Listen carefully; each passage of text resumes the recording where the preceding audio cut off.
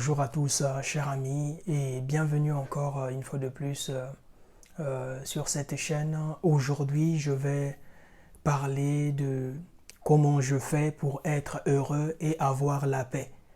Aujourd'hui, je pense que ce sujet, nous sommes tous, ou bien l'être humain est toujours à la quête du bonheur, est toujours à la quête du bien-être. C'est la raison pour laquelle vous vous levez chaque matin, c'est la raison pour laquelle vous faites tout ce que vous faites.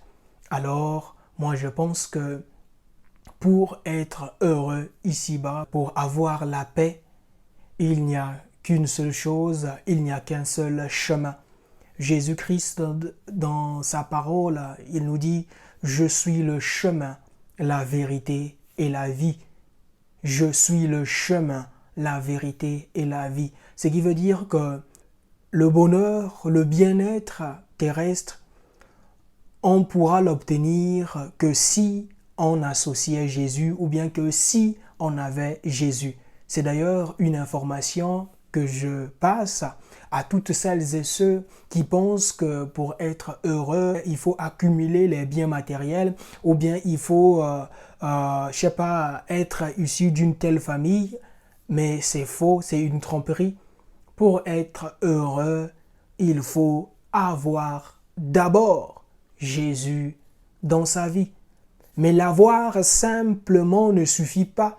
Mais il faut marcher avec lui pour pouvoir contempler, pour pouvoir bénéficier de tous les bienfaits d'une marche avec Jésus. Comment je fais pour avoir la paix et pour être heureux? C'est simple. La parole de Dieu se trouve dans Ephésiens 5, le verset 20. Il est écrit « Remerciez Dieu le Père en tout temps et pour tout au nom de notre Seigneur Jésus-Christ. » Je répète pour une bonne et meilleure compréhension. Ephésiens 5, le verset 20, il est écrit « Remerciez Dieu le Père en tout temps et pour tout au nom de notre Seigneur Jésus-Christ. » Dans ce verset biblique, on nous parle, nous devons remercier Dieu. Mais, vous savez, il y a beaucoup de monde ici-bas qui ne savent même pas dire merci. Supposons, mettons-nous d'abord à la place d'une personne riche. Mettons-nous d'abord à la place d'une personne riche. Les gens viennent te demander jour et nuit, à part des différentes requêtes, et tu les aides. Mais ces personnes ne savent même pas te dire merci. Merci de m'avoir donné telle somme. Merci d'avoir aidé ma famille. Mais tu constates que bien que tu les aides, mais personne ne vient en retour pour te dire merci. Mais dans ce verset biblique, Dieu nous demande que pour que nous puissions mener une vie paisible ici-bas, il faut que nous puissions développer ce qu'on appelle la gratitude. Seules les personnes qui ont la gratitude, qui expriment la gratitude, peuvent dire merci. Des personnes qui ne sont pas reconnaissantes ne vous diront jamais merci. Mais dans ce verset biblique, Ephésiens 5, le verset 20, il fait mention de remercier Dieu le Père en tout temps et pour tout. En réalité, Dieu veut tout simplement nous dire que nous devons être reconnaissants. Nous devons être reconnaissants, peu importe la situation que nous traversons, peu importe les épreuves qui viendront ou bien qui adviendront dans notre vie. La gratitude, c'est, je dirais, même le socle d'une vie heureuse. Parce que si tu fais de la gratitude, si tu décides aujourd'hui d'être reconnaissant, le fait de pouvoir être reconnaissant envers la vie et envers les choses qui vont arriver, cela ne veut tout simplement pas dire que tu vas dire merci que seulement lorsque tout ira bien dans ta vie. Dans ce verset biblique, remercier Dieu le Père en tout temps et pour tout, on dit bien en tout temps et pour tout. On n'a pas dit seulement remercier Dieu lorsque tout va bien dans ta vie. On n'a pas dit remercier Dieu lorsque ton compte bancaire est garni. On n'a pas dit remercier Dieu lorsque tu as bien mangé ce jour. Mais on dit remercier Dieu en tout temps et pour tout. Ce qui veut dire que même les situations malheureuses, même les situations où tu as l'impression de te poser la question « Pourquoi moi ?» En réalité, Dieu veut que tu arrêtes de dire « Pourquoi moi ?» mais que tu puisses poser tes genoux sur terre et dire « Seigneur, je te rends grâce. Je te rends grâce parce que c'est toi qui permets tout et c'est toi aussi qui as permis que cette situation puisse m'arriver. » En fait, si vous adoptez ce mode de vie, comme moi, vous allez avoir la paix. Parce que la parole de Dieu nous dit quoi? Dans Jean 14, le verset 27, « Je vous laisse la paix. Je vous donne ma paix. Je ne vous donne pas comme le monde donne. Que votre cœur ne se trouble point et ne s'alarme point. » En réalité, le bonheur, en réalité, la paix n'est qu'un choix que l'être humain refuse par son orgueil de faire ce choix-là. L'orgueil de l'être humain a poussé à l'être humain de chercher d'autres alternatives, à chercher la paix, tandis que la paix est juste à côté de toi.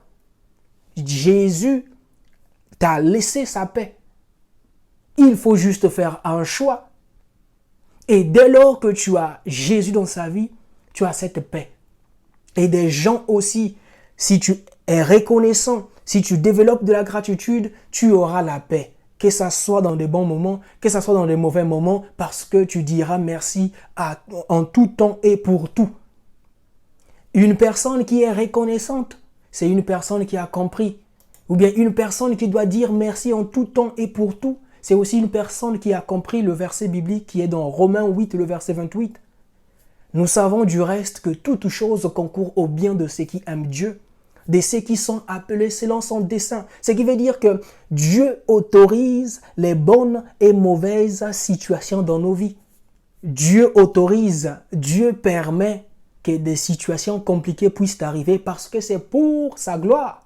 Rappelons-nous, si Dieu autorisait que des bonnes situations nous arrivaient, Jésus n'allait pas partir ressusciter Lazare. Mais il a utilisé cette mauvaise situation qui était vraiment une situation de détresse pour les sœurs de Lazare. Jésus a utilisé cette situation pour que son nom puisse être glorifié. Ce qui veut dire que même la situation compliquée que tu traverses, c'est pour la gloire de Dieu. Tout dépend juste de la façon dont tu regardes ta situation. Est-ce que tu regardes que c'est un moyen pour que Dieu puisse te glorifier dans ta vie? Ou bien est-ce que tu regardes ça comme étant que moi je suis maudit, moi je suis une personne qui ne va jamais réussir sa vie? Que penses-tu? Mais toutes ces choses, tous ces raisonnements détruisent ta paix intérieure. Comment est-ce que moi je fais pour être heureux? Mes amis, c'est juste la gratitude. Nous sommes venus sur terre nus. Si aujourd'hui nous connaissons la nécessité des choses, c'est parce qu'on nous a appris ça à l'école. Mais souvenons-nous que tu es quelque chose que tu n'as pas. L'essentiel, c'est juste de dire merci. Parce que c'est Dieu qui voit et Dieu qui autorise tout. Il a vu ta situation. Je vais finir par ce verset biblique. Dans Deutéronome 30, le verset 19, il est écrit « J'en prends aujourd'hui à témoin contre vous le ciel et la terre. J'ai mis devant toi la vie et la mort, la bénédiction et la malédiction. Choisis la vie afin que tu y vives, toi et ta postérité. » Comme je vous ai dit au départ, prendre la décision d'être reconnaissant, d'exprimer la gratitude, que ce soit envers les personnes, que ce soit envers Dieu et envers les situations que tu vas rencontrer, c'est un choix. Mais n'oublions pas, la paix est juste à tes côtés. On ne t'a pas demandé d'aller jeûner et prier pour avoir la paix. La paix, c'est juste d'accepter Jésus, de marcher avec lui et de lui confier qu'il puisse diriger ta vie. C'est fini. Des personnes qui expriment la gratitude, ce sont des personnes aussi qui s'abandonnent devant Dieu, qui disent que je suis qu'une simple brebis et c'est Jésus qui est mon berger, donc je lui laisse la place de conduire ma vie. Mes bien-aimés, exprimons de la gratitude. Ça va nous épargner du stress actuel. Ça va nous épargner de tous les maux qui minent les enfants de Dieu. Que Dieu te bénisse et qu'il te garde.